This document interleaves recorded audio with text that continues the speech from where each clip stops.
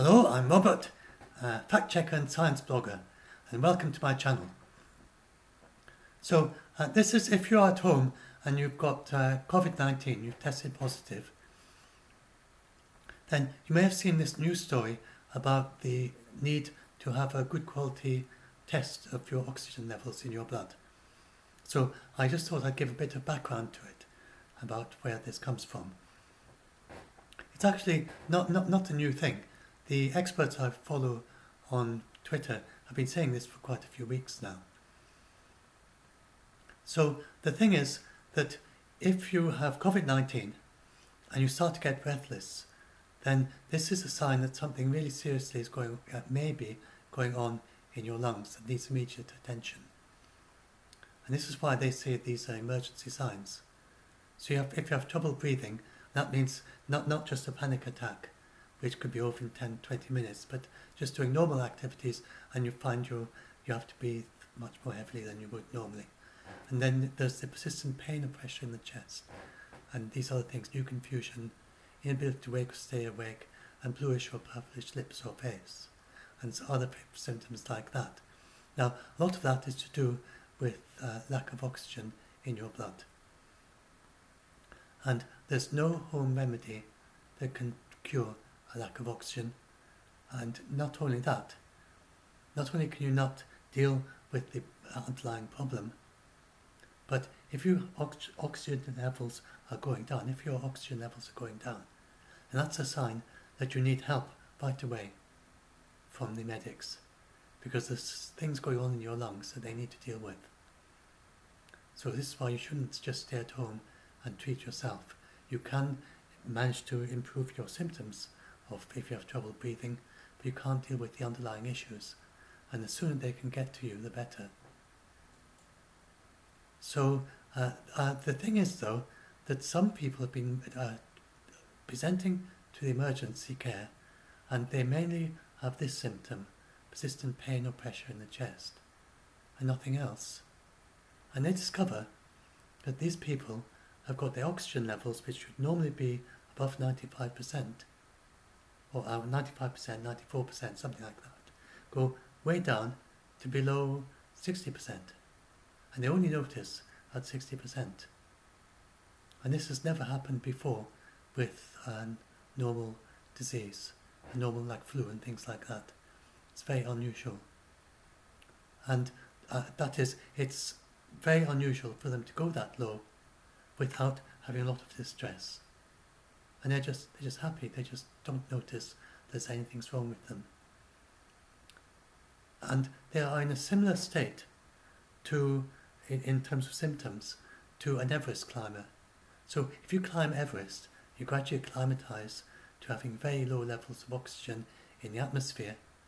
And when you rise to the top of Mount Everest, then you can have levels as low as that, below 60, 55%, even down to 40%, and you can be still functioning if you do exercise in a low pressure chamber. But that is not a safe level for an ordinary person. Indeed, you have to acclimatize for a long time as an Everest climber to be able to function reasonably well at those levels. So that's why they say to get this and these people have been turning up in emergency wards, and then they're very, very close to dying at that point. And then they save some of them, and some of them they can't save. And some of them die before they get to the emergency. Still not aware they've got anything wrong. You could die overnight of COVID-19 if you try to home treat lack of oxygen, or if you just don't even know that you've got it. So that's why they're talking about getting these oximeters. So I'll just bring this up if it doesn't come up. But this is sometimes if you click on this, you get it come up as a separate image, which is useful. Anyway, that's their guideline, that if you get below 92, then at that point you should be sent to emergency, and except for the special case that some people with particular lung conditions, then their levels are always low. Some people can even be normally at 90, so they're a bit like these Everest climbers, that they are adapted to a lower oxygen level. not as low as 60, but at 90 or something like that. And so if you know, you would likely know if you've got a low level like that, and you're under medical supervision. But or you've got advice. You might have an oxygen machine at home, or some lung condition. Anyway, so if you are low, then it's if you get a sudden dip in your oxygen. But for most people, go below 92 and you should go to emergency. Go below 95. If you've got 94 or below, 92 or below, it's emergency. 94 or below, then you should be ringing up your doctor or the NHS in phone line 111 in the United Kingdom. Now, as I said, the people I follow on Twitter, the experts, have been saying this for some weeks now, and they said that everyone should get one of these. You've got to be careful. And then recently, the NHS in the United Kingdom have said that they are going to supply hundreds of thousands of these oximeters to anyone over 65 who gets COVID, or people with underlying vulnerabilities. So I'm 65, I'm in Scotland. If I were to develop COVID, and I'm very careful, not very, very low risk, I'm very careful about it, and it's easy to isolate. But if I were in that situation, then they would give me an oximeter. And then this is their advice again: blood levels that are 92% and less, or fallen by 4% per more from their usual level. So if you were 90 and you dropped to 86, if that was your normal level, then you call 999 immediately. And 111 if it's 94 or 93 or 3 to 4% lower than your usual reading. So which pulse oximeter should you get? It's very important to get a good pulse oximeter, because there are some that, so you need to look out for, let's go here. It's the best one, I found this recommended over and over, was one called the CMS 50DL. And that's accurate to within 2% of the correct values in the range 70% to 99%, according to the FDA. That's the Food and Drugs Administration in the United States. In the United Kingdom, you look for the CE kite mark. So this one that's an excellent one to get. And then these are some other ones that they were all tested. They were all found to be identical to the really very expensive ones that they would use in intensive care or whatever, which they are 10 times more expensive, in the hundreds of dollars or hundreds of pounds. These are in the tens of dollars and tens of pounds. But over the range 90 to 99%, then they are as good as the medical, the ones that the doctors use. Now, you shouldn't diagnose it yourself and get yourself an oxygen machine. You need to do this with help from medics. And if you buy one yourself when you've got COVID-19, there's a video here with instructions from the NHS about how to use it. So I put that link in the video description to this article, and then you can find these links in it. And so be sure to make sure you do it properly and watch the videos and be sure you do it properly. And they say to do a diary, 3 readings a day and things like that. Anyway, and I'm just putting you on to the right sources so you can go and check them. And then, so why is this so important? I'll just talk a little bit more about why it's so important. So, first of all, I can maximize this one. So, Trump, you may remember that when he got COVID-19, then he was whisked off in a helicopter to a military hospital as soon as his oxygen levels started to dip. He said he had no discomfort, and so he was just doing his normal thing, probably not aware of anything except he diagnosed positive. But he of course had constant attention, and the doctor noticed that his oxygen level was just starting to dip a little bit, and so he whisked him off to hospital. And then they immediately started on him on dexamethasone and the several other that monoclonal antibody and the other things that he got. So if you get oxygen levels falling and you ring up the emergency or you ring up the NHS Inform, and if they'll probably put you through some questions. If they find that your oxygen levels have dropped significantly, then if they drop down to below 92%, they'd probably send you an ambulance round for you. And the thing is, you're not instantly at 92% about to die, but the thing is that treatment right away is going to help. Is going to help your prognosis later on, and you're much more likely to have a very good prognosis. Just be in hospital for a short time.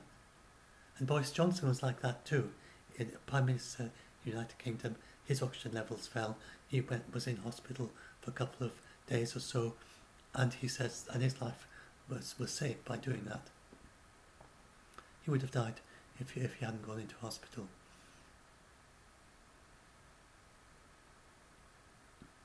And then as Harvard Health, they say that many examples of temporary shortness of breath that are not worrisome.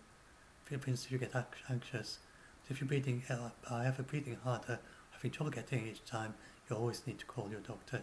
So this is not just for COVID-19. This is this having trouble with breathing, which you haven't had before, is a reason to call your doctor, even before the COVID-19. So as I say, don't home treat. That little device that you can get, it's okay, but it's not enough for deciding how much oxygen you should have.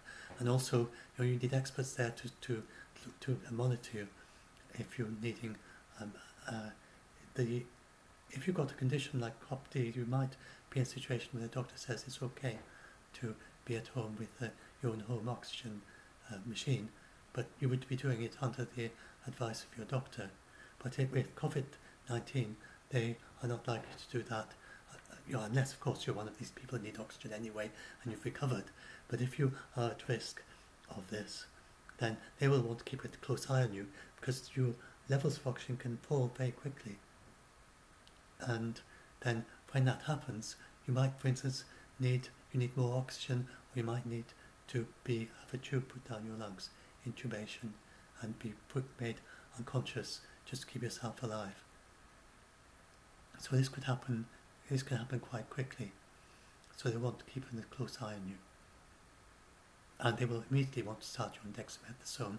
Dexamethasone dampens down the immune system. So you don't want to take dexamethasone when you originally get COVID-19, because you need your immune system to fight the virus. But then when the oxygen starts to dip, then that gets the stage in the disease where your immune system can get overactive. You can have too much inflammation, your body can start fighting itself.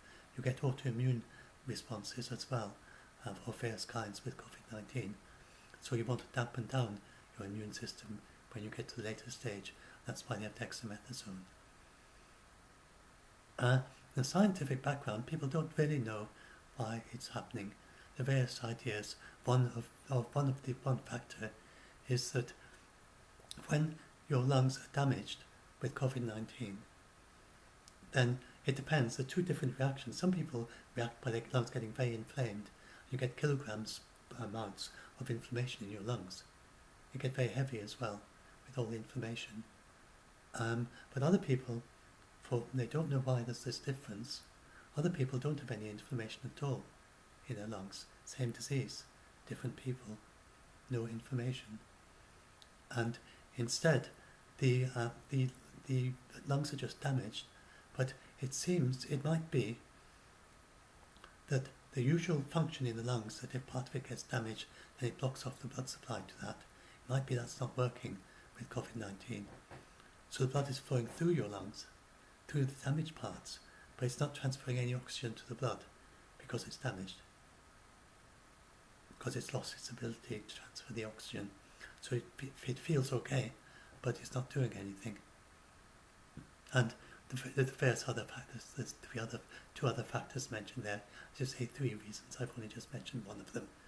But if you're interested, you can go and have a look at that.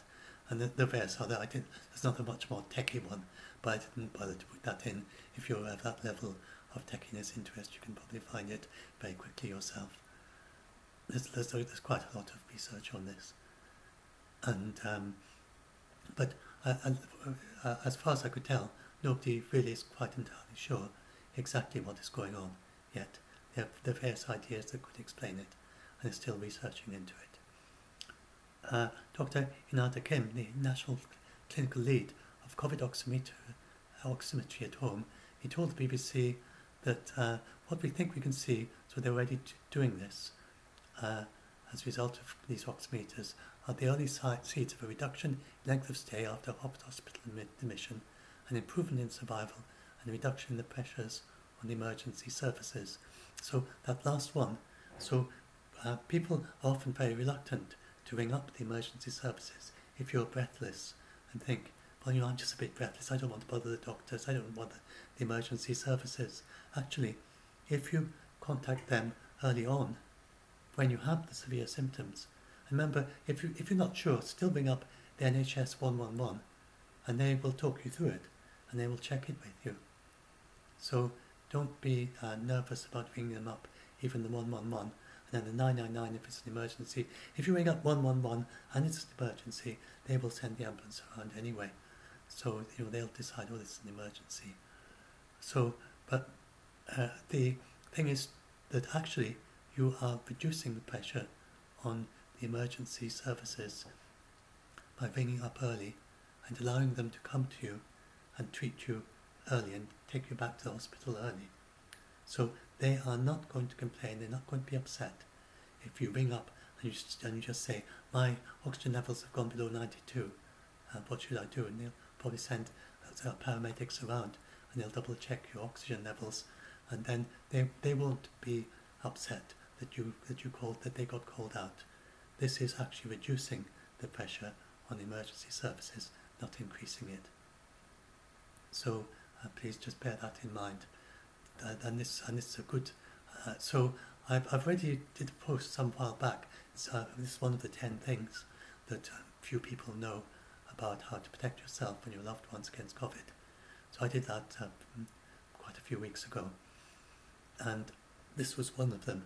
Anyway, now that this has come out on the news, I thought it was a good time to come out and do a separate blog post about this particular point. And this is, it's very clear. The leader of the oximetry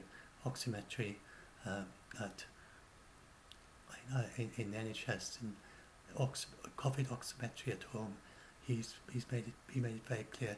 Personally, I would, and he says everyone should consider buying one. And personally, I would. That's the expert says. And I know a number of colleagues who have bought pulse oximeters to distribute to their loved ones, and he advised checking they have a CE mark and to avoid apps on smartphones because they're not as reliable at all. And they work by using a kind of algorithm in it, and the ones that you put on your fingers are much more accurate, and particularly that particular one that I mentioned, and that's definitely a good one to go to. So I'll put a link into the video description, and so hope this helps some of you, and do share this with other people as well. That we need to spread awareness of this, because people are dying at home. There'll be someone dying right now, very likely in the United Kingdom, out of lack of oxygen because they haven't got one of these. Because people are dying at home because they're not getting to hospital in time. There'll be someone right now who is dashing off in an ambulance to the hospital and may just get there in time, and then they might die or they might not, just depending, because they left it too late. So most people, though, who get COVID-19, then they get it very mild. So, and then you very likely recover quite quickly. But it's certainly worth keeping a good close eye on your oxygen levels, because it's such a hidden thing, and it's so easy that you just don't know that your lungs are damaged, because they seem to be functioning quite normally, perhaps because the blood is still flowing through the damaged areas, and the virus for some reason inhibits whatever it is that leads to you normally blocking off those regions that are not exchanging oxygen with the bloodstream. A very unusual virus, this one. Anyway, so I'll stop this and upload. Do subscribe, like the usual things, and if you are good with fact checking, then shout out to our Doomsday Debunked group on Facebook, and also if you're scared of things, and we welcome fact checkers and also scared people, and anyone wants to help, and you can be sure to read the rules before you post or comment. Thanks.